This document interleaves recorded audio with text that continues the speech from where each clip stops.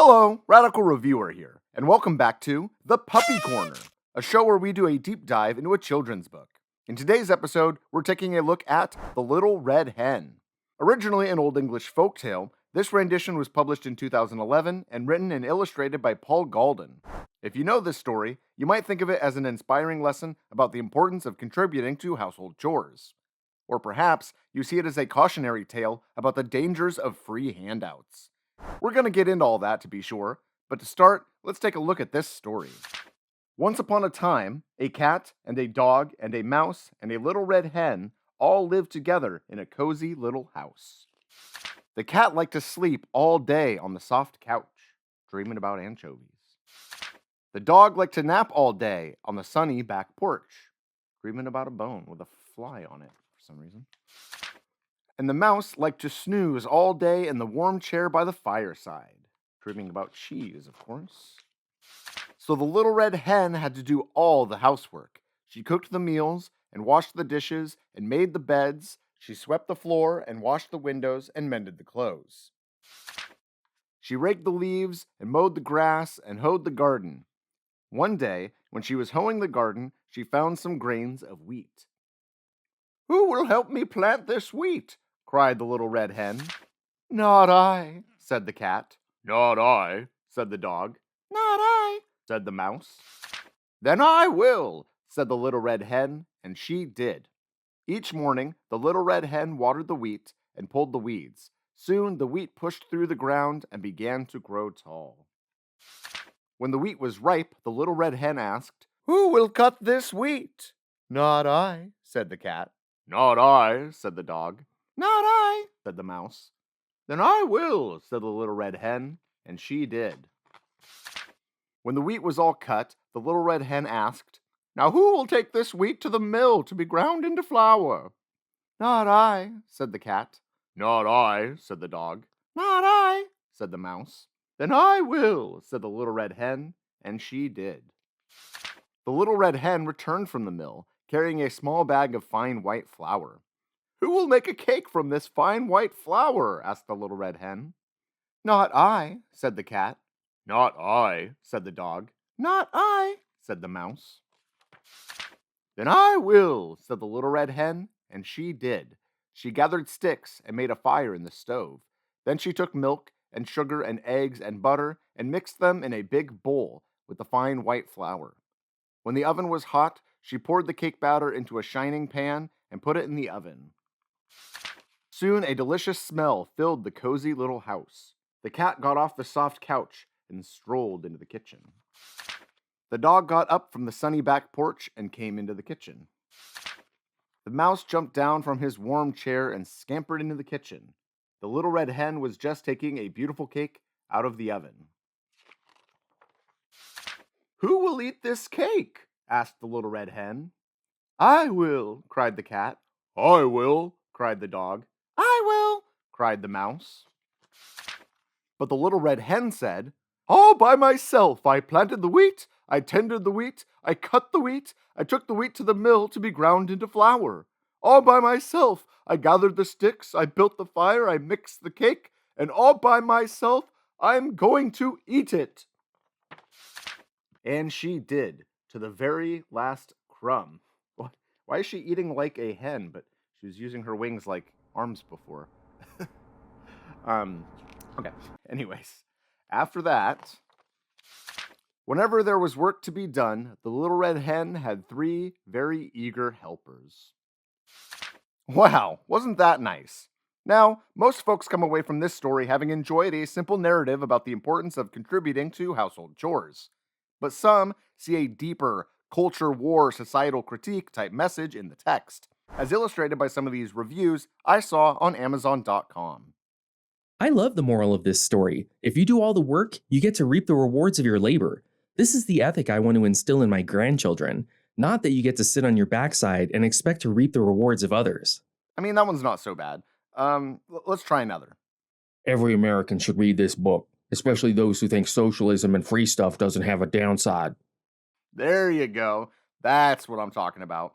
Excellent story with a lesson. 10,000 times better than the giving tree or the rainbow fish. Yes, The Little Red Hen is way better than commie trash like The Giving Tree or The Rainbow Fish.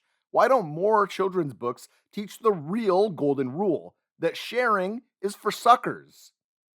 Well, actually, I think that folks coming away from this story with those kinds of conclusions are completely misunderstanding this children's book. The story only works as a lesson about contributing to a household task, such as a child helping to make a cake or doing the dishes afterwards. This is because a household is a closed system. There are only so many members available to participate in a task. So when the hen says, "All by myself, I planted the wheat, I tended the wheat, I cut the wheat, I took the wheat to the mill," and so on, it's true in the sense that out of the members of the household, the hen was the only one of the four housemates to engage in those tasks.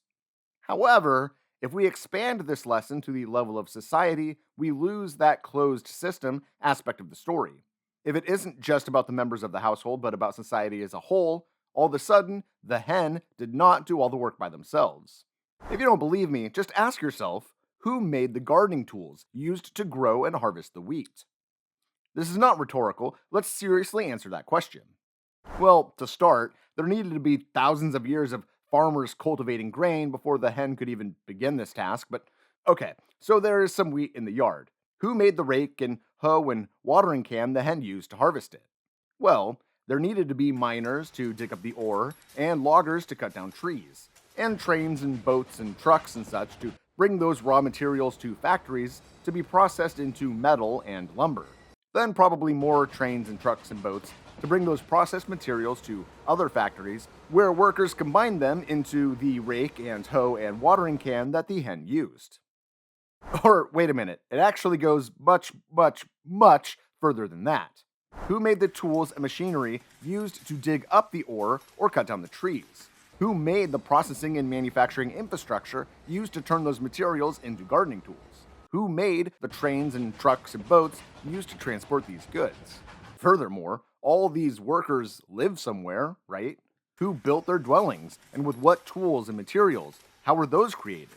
I imagine the workers all eat food. Who harvested that food? And how did they get the tools to do it?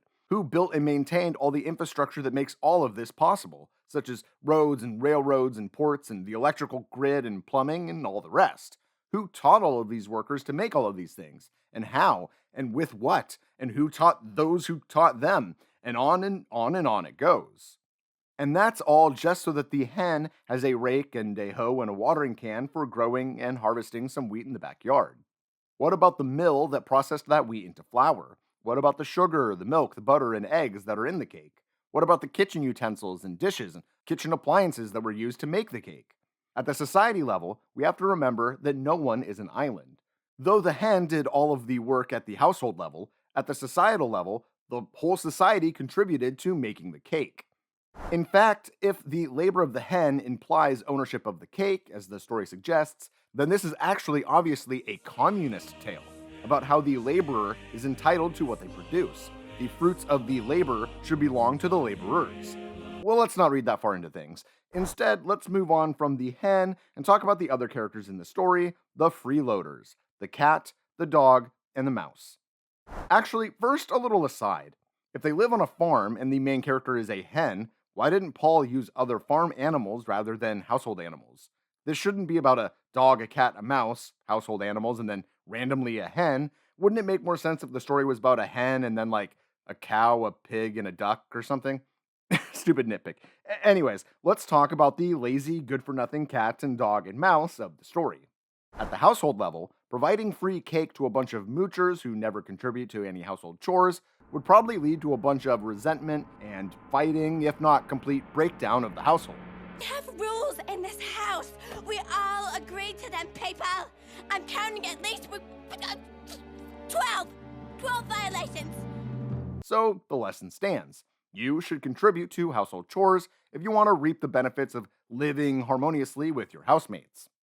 But if we look at these characters from a society level, like the every American should read this book, especially those who think socialism and free stuff doesn't have a downside type crowd, let me ask, is it possible to give someone something for free without creating a culture of laziness and dependency in society?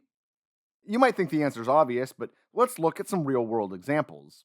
When a retired person uses Medicare to go to the hospital, or when a child goes to a public school, that is a person reaping the rewards of something they themselves did not contribute to. And that helps society and makes everyone better off. For the old folks, it's an assurance that their financial burden to society is minimized and ensures that we will be cared for when we are old and retired rather than letting the medical needs of old folks spiral into bigger, more costly problems. And for the kids, receiving education for free is an investment that we make in order to live in a society with educated and functioning adults who can understand the moral of simple children's stories. Anyways, children and retired folks are easy examples. Even the folks who see this book as a cautionary tale against socialism probably support Medicare and public education. But what about working age folks on food stamps and welfare? Certainly they are freeloaders who don't deserve any cake, right? Well, actually, the concept of the chronically dependent moocher living the high life on government assistance is a myth. A myth built out of conservative rhetoric around the desire to cut taxes and social spending. While there is, of course, a handful of people that abuse the system and receive benefits they don't need, estimates put that number at between 5 and 13% of welfare recipients, for example, the data suggests that the costs of providing these services for society is far outweighed by their benefits. The fact is that the welfare rolls are not filled with chronically dependent folks, they are full of folks who need a temporary leg up after suffering from some financial hardship. And just like the hospital visit for the retired person or public education for a child, welfare for the downtrodden is an investment that we make to address problems in society rather than letting them spiral into greater, more burdensome problems down the line. Bringing this back to the story, Medicare, public education, welfare, food stamps, roads, plumbing, electrical grids, and all of that are social investments, not unlike the hen benefiting from her society investing in the creation of the mill the hen used to grind the wheat into flour. To take a short story that I have now made very long and try and make it short again, the essence of what I'm saying is that within a household, someone never doing their fair share of chores would be a problem, as clearly demonstrated by this children's story. But at the societal level, safety nets are a good thing. We all benefit when the society we live in ensures that folks have access to medical care and welfare and an electrical grid and food stamps and plumbing and roads and a fire department and a public education system and housing, job opportunities and all that good stuff. So, yeah, The Little Red Hen is a cool and good story about the need to do your fair share of household chores. And it's irrelevant as a warning against socialism or social safety nets or whatever. Anyways, that does it for this episode of The Puppy Corner. As always, I'd like to thank my wonderful patrons. Your support has allowed me to purchase dog food and books and toys and all that good stuff, and allowed me to support other creators I couldn't otherwise support. I appreciate you folks a lot. And if you like what I do here and you want to support the show, you can go to patreon.com/Radical Reviewer. And if you're interested in radical theory, looking for a book recommendation or whatever, you can get your radical reviews here with the Radical Reviewer. Thanks for watching. For the one to catch the borrow, I tell you sorry boy, come back tomorrow. Game designed to drive you right out of your mind. On the line of a welfare line, where a line. All the folks in the street in the cold and the heat, it's a crime. Looking like a line of morning. I've been on food stamps and welfare. Anybody help me out? No.